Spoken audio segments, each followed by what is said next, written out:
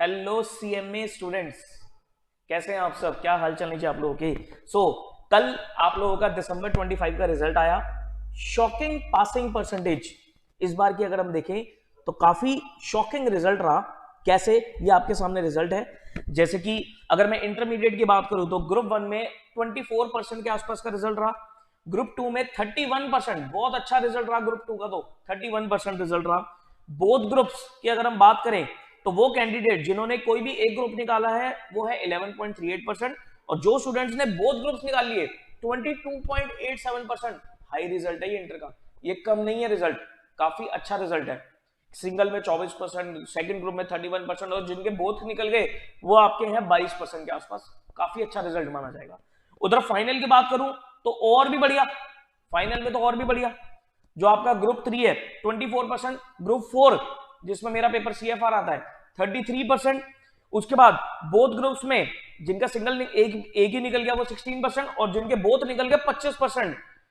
बहुत बढ़िया result, is very good. क्या इंस्टीट्यूट ऐसा रिजल्ट मेंटेन करेगा या नहीं करेगा, हमें उस चक्कर में नहीं पड़ना है, हमें तो अपनी तैयारी आगे बढ़ानी है। तो देखो, अगर आपका क्लियर हो गया, मैनी मैनी कॉन्ग्रेचुलेशन। जो बच्चे सीएम में क्वालिफाई कर गए, many many congratulation to all of them. जिनका सिंगल सिंगल निकला, बहुत बढ़िया, अगले अटेम्प्ट में अगले ग्रुप की तैयारी करो। मैं यहां पर बात करूंगा इंटर वाले बच्चों से कि सर अब हमें क्या करना चाहिए। तो मैं कुछ स्टूडेंट्स को कुछ कैटेगरी में क्लासिफाई करूंगा। सबसे पहले वो स्टूडेंट्स जिन्होंने बोथ ग्रुप्स दिए थे लेकिन एक निकल गया, एक पेंडिंग है। बोथ ग्रुप्स दिए थे, एक निकल गया, एक पेंडिंग है, तो कोई दिक्कत नहीं है सर, जो पेंडिंग है उस पर एफर्ट लगाओ और अपना जून में एग्जाम क्लियर करो। ठीक है, पहली कैटेगरी डन, कोई दिक्कत नहीं है। दूसरी कैटेगरी बोथ दिए थे, एक भी क्वालिफाई नहीं हुआ, अब हमें जून में जाना है, तो क्या हम सिंगल पे जाएं या बोथ पे जाएं? आपने बोथ दिए थे और आपके एक भी नहीं निकला, अगर आपने प्रॉपर पढ़ के दिए थे, अगर आपने प्रॉपर तैयारी करके दिए थे और आपका एक भी नहीं निकला, कोई दिक्कत वाली बात नहीं है। आप जून में और मेहनत करो, अपनी कमियां देखो, अपनी एग्जाम की सर्टिफाइड कॉपीज निकल जाती है, वो सर्टिफाइड कॉपीज निकलवाओ और अकॉर्डिंगली आप प्रिपरेशन करके अपनी कमियों को एनालाइज करके अगले अटेम्प्ट में क्लियर कर लो, हो जाएगा, कोई दिक्कत नहीं है। अगर आपने सिर्फ एग्जाम दिए थे, ढंग से पढ़ाई नहीं करी थी, अब आप ढंग से पढ़ाई कर रहे हो, तो आप देखो कि आप बोथ ग्रुप में कंफर्टेबल हो, क्योंकि लगभग 3 महीने का समय बचा है। अगर आप कंफर्टेबल हो बोथ ग्रुप्स देने में तो आप बोथ ग्रुप्स दो। अगर आपको लगता है कि नहीं मैं सिंगल सिंगल करके देना चाहता हूं तो आप सिंगल सिंगल करके दो। तो ये वो कैटेगरी ऑफ स्टूडेंट्स हो गए, कैटेगरी बी, जिसमें बोथ दिए थे, एक भी नहीं निकला। अब अगली कैटेगरी, सिंगल ग्रुप दिया था, निकल गया, दूसरे ग्रुप की तैयारी कर रहे हैं, कोई दिक्कत नहीं है, जून में एग्जाम दो, तैयारी करके अच्छे से हो जाएगा। एक ग्रुप दिया था लेकिन वो भी नहीं निकला, एक ग्रुप दिया वो भी नहीं निकला, दूसरे ग्रुप की तैयारी स्टार्ट कर दी है। ये सबसे ज्यादा बच्चे इस कैटेगरी में फॉलो कर सकते हैं कि भाई एक ग्रुप दिया था नहीं निकला और दूसरे ग्रुप की तैयारी स्टार्ट कर दिया, तो अब मैं जून में क्या करूं? दूसरे ग्रुप पे जाऊं, पहले ग्रुप पे जाऊं, अटेम्प्ट स्किप करूं या क्या करूं? पहली दिक्कत, पहली गलती, अटेम्प्ट बिल्कुल भी स्किप नहीं करना। एग्जाम तो जून में ही दे रहे हैं। अब सर ग्रुप 1 तो मैंने दिया था, क्लियर नहीं हुआ, ग्रुप 2 स्टार्ट कर चुका, अब मैं ग्रुप 2 करूं, ग्रुप 1 करूं, समझ नहीं आ रहा क्या करूं, या बोथ कर लूं? आपको अपनी कैलिबर को देखना पड़ेगा, आपको बाकी अपने फैक्टर्स भी देखने पड़ेंगे। अगर आपको लगता है कि भाई ग्रुप 1 में आपकी थोड़ी बहुत ही कमी थी और आप ग्रुप 2 की स्टडीज को और 1.5-2 महीने लगा के कंप्लीट सिलेबस करके मैनेज कर सकते हो, गो फॉर बोथ ग्रुप्स। मेरी तरफ से बोथ ग्रुप दो। मैंने आपको, देखो रिजल्ट में आप क्या देखोगे, रिजल्ट में आपको दिख भी रहा है कि जो बोथ ग्रुप दे रहे हैं रिजल्ट ज्यादा है। मैं तो हमेशा ही प्रेफर करता हूं कि आपको बोथ ग्रुप्स ही देने चाहिए, बट थोड़ा ये प्रेशर आ जाता है कि बैक टू बैक एग्जाम होते हैं, लेकिन पास करने के चांसेस थोड़े ज्यादा रहते हैं। ठीक है, तो अगर आपके ग्रुप 1 में थोड़ी बहुत कमी थी और ग्रुप 2 आप कर चुके हो, स्टार्ट कर चुके हो, तो ग्रुप 2 पे फोकस करो।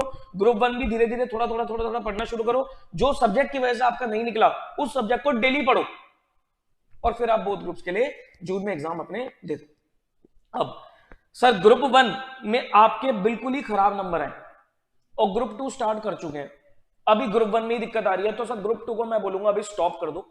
ग्रुप 1 में आपके खराब नंबर है तो ग्रुप 1 एक बार पढ़ चुके हो ना, तो उसी को रिवाइज करो, जून में ग्रुप 1 दो और दिसंबर में ग्रुप 2 दे देना। ग्रुप 2 जो अभी आपने पढ़ लिया है, या तो आप उसकी पढ़ाई को थोड़ा थोड़ा कंटिन्यू रखो, नहीं तो आप क्या कर सकते हो, पढ़ाई को स्टॉप भी कर सकते हो, जहां से भी आपने क्लासेस लिया वहां पर एक्सटेंशन के लिए बोल सकते हो। अब ग्रुप 1 दिया था, हो गया।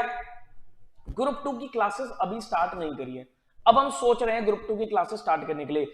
ये एक बहुत बड़ी चैलेंज है कि क्या मैं जून में एग्जाम दे पाऊंगा। देखो जून में आपके पास लगभग 3 महीने बचे, ठीक है, 3 महीने बचे। तो मेरा ही मानना है, एक कैलकुलेटर पे कैलकुलेशन करो। ग्रुप 2 का अगर मैं एवरेज बात करूं तो आपका सिलेबस सारे सब्जेक्ट का मिलाकर 600 घंटे बनता है। सारे सब्जेक्ट का मिलाकर जो सिलेबस बनता है 600 घंटे। और आपके पास समय कितना है? आपके पास समय है 15 दिन फेब के लगा लो, 31 दिन मार्च के लगा लो, 30 दिन अप्रैल के लगा लो, और मई छोड़ दो क्योंकि मई में तो रिवीजन करोगे, मॉक टेस्ट दोगे। तो आपके पास लगभग 76 निकल के आ रही है। मैं फिर भी राउंड फिगर में 75 पकड़ता हूं, तो 600 डिवाइडेड बाय 75, तो आपको दिन में 8 घंटे की क्लासेस देखनी पड़ेगी। मतलब दिन में डेली 4 पेपर हैं, चारों की एक एक क्लास देखनी पड़ेगी। तो मतलब 8 घंटे तो आपके क्लासेस में जाएंगे और 4-5 घंटे आपको सेल्फ स्टडी के लिए भी चाहिए। मतलब 12 से लेकर 14 आवर्स तक की आपको पढ़ाई करनी पड़ेगी अगले 3 महीने में। और मार्क माय वर्ड्स, अगर आप इतना दे देते हो समय 12 to 14 आवर्स, आप आराम से जून का एग्जाम ग्रुप 2 का निकाल दोगे। लेकिन अगर आपके पास टाइम की कमी है, जैसे कि आप जॉब कर रहे हो, या आपका बीकॉम चल रहा है साथ साथ, या आप कोई और कोर्स कर रहे हो, सीए वगैरह कर रहे हो साथ में, तो उन पे भी टाइम देना पड़ेगा। तो मैं आपको बोलूंगा आप आराम से दिसंबर में एग्जाम दे देना ग्रुप 2 का, एक एक 2-2 सब्जेक्ट करके स्टार्ट कर सकते हो, ठीक है। तो प्लीज जो भी आप स्ट्रेटेजी बनाओ, आपको इफेक्टिवली अच्छे से आपका सारे फैक्टर्स को कंसीडर करते हुए आपको स्ट्रेटेजी बनानी है। जून के लिए आराम से आप ग्रुप 2 की तैयारी कर सकते हो इफ यू प्लान प्रॉपरली, और जल्दी ही क्लासेस को शुरू कर दो। मैं आपके साथ सीएमए इंटर ग्रुप 2 में paper number 10 corporate accounts and audit का पेपर पढ़ाता हूं।